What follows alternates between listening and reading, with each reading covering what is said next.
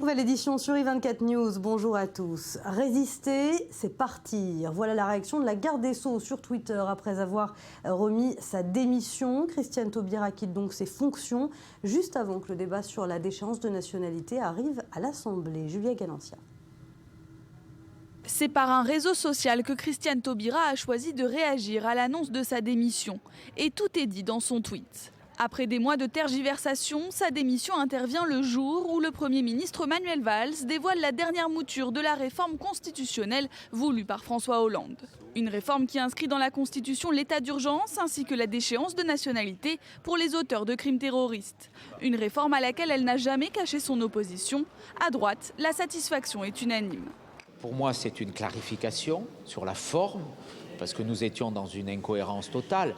Madame Taubira avait lancé un défi à l'autorité du Premier ministre et du Président de la République. Il est d'ailleurs ahurissant que le Président de la République n'ait pas réagi plus tôt. Écoutez, depuis 2 ans, il n'y avait plus de garde des Sceaux. Maintenant, au-delà de cela, sur le plan politique, c'est un vrai sujet au sein de la majorité. On assiste à l'explosion en direct de la majorité de gauche.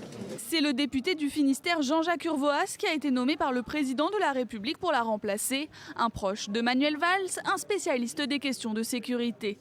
Une nomination qui confirme le virage sécuritaire pris par le président de la République depuis les attentats de 2015 et en particulier depuis le 13 novembre. La passation de pouvoir aura lieu dans l'après-midi. Et pour en parler, nous sommes en ligne avec Georges Fenech, député Les Républicains. Bonjour, merci d'être avec nous. Oui, bonjour. Vous avez écrit en mars 2014 un essai, une lettre ouverte à Christiane Taubira où vous avez critiqué notamment sa réforme sur la politique pénale. Vous avez par ailleurs été l'un des plus fervents, on peut le dire, détracteurs de Christiane Taubira. Alors quelle est votre réaction aujourd'hui suite à sa démission ? Écoutez, si vous me permettez d'abord, je voudrais saluer quand même la femme, son courage, son combat, lui dire que, évidemment, si j'ai pu critiquer pendant tous ces presque 4 années sa politique pénale, il n'en demeure pas moins, c'était une figure de la politique française, il faut absolument le reconnaître. Mais une figure de la politique française qui était à contre-temps historique de ce qu'attendent les Français aujourd'hui. Et d'ailleurs, elle en a tiré courageusement les conséquences puisqu'elle s'est retirée. Aujourd'hui, les Français, ils attendent quoi? Ils attendent une justice qui soit indépendante.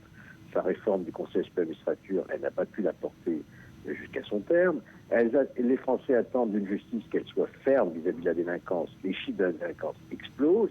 Et si les chiffres explosent, c'est parce qu'elle a mené une politique, je dirais, avec un certain angélisme vis-à-vis des récidivistes notamment.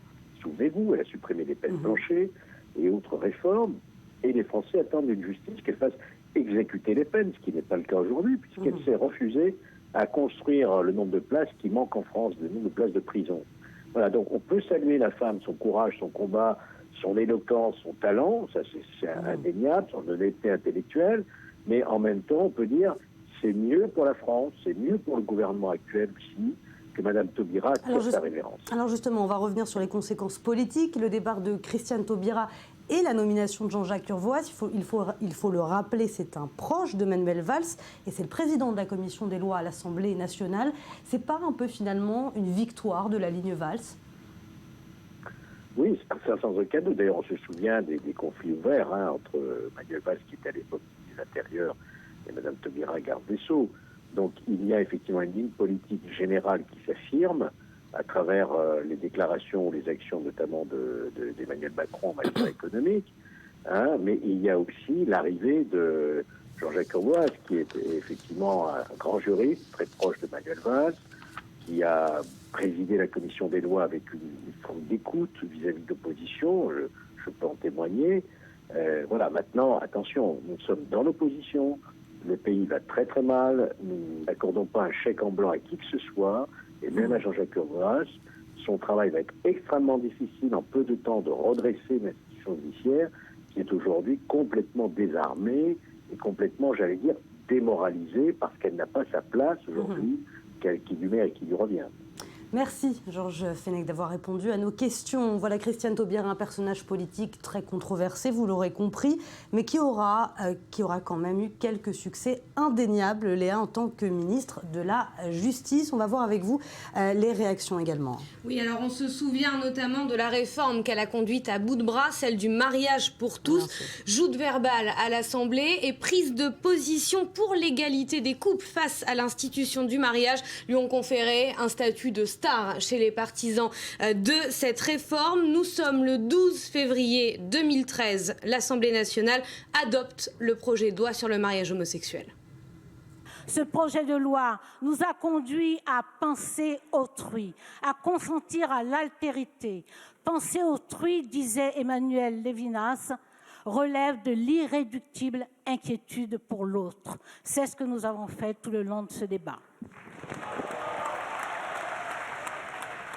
Alors des déclarations qui ont contribué à sa popularité et aux nombreux hommages qui lui sont rendus aujourd'hui, notamment à gauche. Bruno Le Roux, président du groupe PS à l'Assemblée, déclare sur Twitter « Respect pour Christiane Taubira, avec qui j'ai travaillé en amitié et confiance ». Cécile Duflot, qui avait quitté le gouvernement dès mars 2014, a salué une décision de courage et de conviction. La fidélité à nos valeurs est une force. On va également voir des réactions de soulagement suite à l'annonce du départ de Christiane Taubira, de la démission de Christiane Taubira.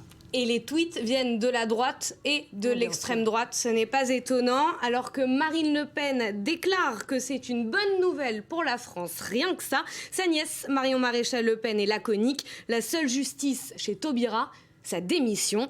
Et à droite, Jean-François Copé, qui fait son grand retour médiatique en ce moment, s'autorise un trait d'humour narcissique. Pour une fois que je n'avais pas demandé sa démission, smiley clin d'œil à l'appui. Et enfin, la Manif pour tous, le mouvement qui s'était opposé au mariage pour tous, a annoncé l'organisation d'un pot de départ aujourd'hui. Rendez-vous 19h30, place Vendôme. Alors finalement, malaise ou soulagement pour le gouvernement de Manuel Valls? Écoutez, c'est la réaction de François Hollande qui résume le mieux la situation dans laquelle se trouve le gouvernement aujourd'hui. Même s'il a salué le travail de la ministre démissionnaire, eh bien, il déclare avoir accepté sa démission car il doit y avoir une cohérence dans l'action et une éthique collective des membres du gouvernement. Il s'agit donc d'un soulagement car Christiane Taubira représentait un poids pour la majorité. Ces prises de position contraires à la ligne défendue par l'exécutif encombraient le gouvernement. Mais le président n'échappera pas au malaise. Pourquoi ? Eh bien car Christiane Taubira représentait la caution de gauche du gouvernement qui prend aujourd'hui, on peut le dire, un tournant social-libéral. Merci beaucoup, Léa Berdugo.